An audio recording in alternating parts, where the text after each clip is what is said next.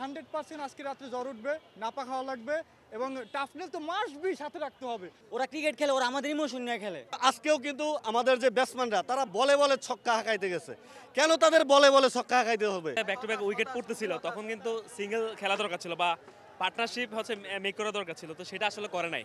তারা একবারে দায়িত্ব জ্ঞানহীনভাবে ব্যাট চালাইছে, উইকেট বিলাই দিছে এক কথায়, যার জন্য আসলে ম্যাচটাই পরিণত।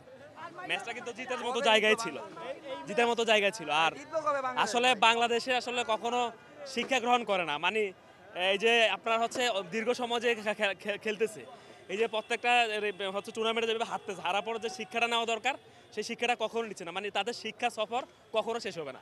জাস্ট এই ম্যাচ জিতেইতে হলে হেলিকপ্টার বাবলুর দরকার ছিল। মূলত আমার লাভ নাই কোনো কিছুতেই, সব কিছুতেই লস। আমি যেই খেলা দেখি সেটা একটা কূপে পরিণত হয়।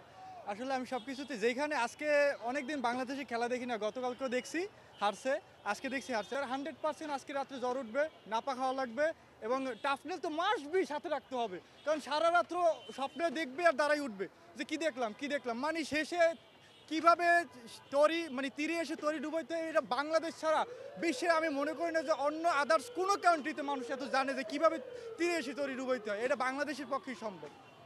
এখন যে স্বপ্ন দেখতেছি, ভবিষ্যতে আর আমরা স্বপ্ন দেখবো না, ঠিক আছে? ওনারা থাকুক, আমরা থাকবো। আমরা দরকার হলে নতুন একটা টিম দরকার হলে আমরা বের করে ছাড়বো ইনশাল্লাহ। তুলনায় আজকে যথেষ্ট ভালো বল করছে, বাট ব্যাটিং লাইন আপ যে আসলে হতাশ করছে, আসলে এইটা আমাদের প্রাপ্য না।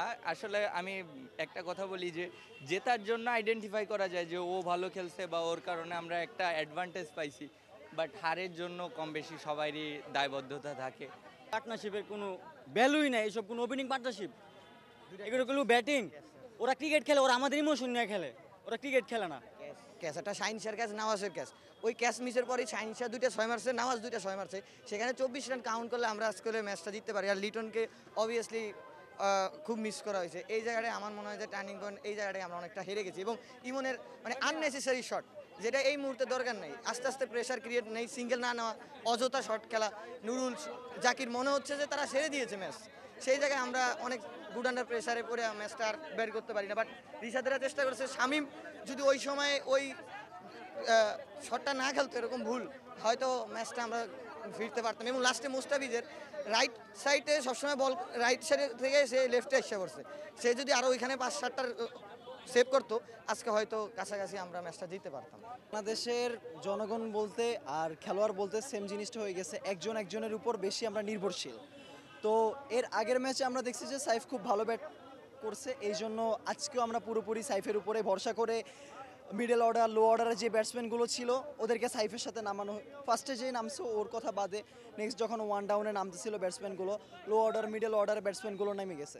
এটা হলো সবচেয়ে বড় আজকের দোষ। অ্যান্ড দেন আমরা কিছু ব্যাটসম্যানের ক্ষেত্রে দেখতে পারতেছি ওরা নেমে ধৈর্য নেই।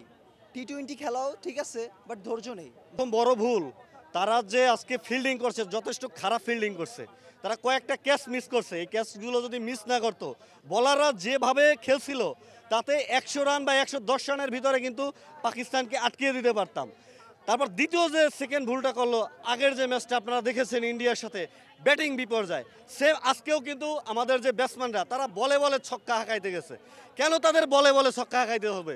এই আগের ম্যাচ থেকে তারা শিক্ষা নিয়ে কেন তারা 1 রান 2 রান নিয়ে তারপর তারা কন্টিনিউ করলো না? আজকে দেখেছি আমরা আমাদের ব্যাটসম্যানদের থেকে বলাররা অনেক ভালো করছে, এটা তো হওয়ার কথা ছিল না। ব্যাটসম্যানরা যদি অ্যাটলিস্ট 60 রান পর্যন্ত, 17 রান পর্যন্ত করে দিয়ে যেতে পারতো, তাহলেও কিন্তু ম্যাচটা বের হয়ে যেত। এখানে পুরোটাই ব্যাটিং ব্যর্থতা এবং আমাদের ব্যাটিং নিয়ে অ্যানালাইসিস করতে হবে, কেন তারা এরকম বলে বলে 6 মারতে যায়। এটা আমাদের ব্যাটিংদের জবাব দিতে হবে। 18 কোটি জনগণের মন নিয়ে তারা খেলছে, এই 12টা পর্যন্ত তারা বসেছিল।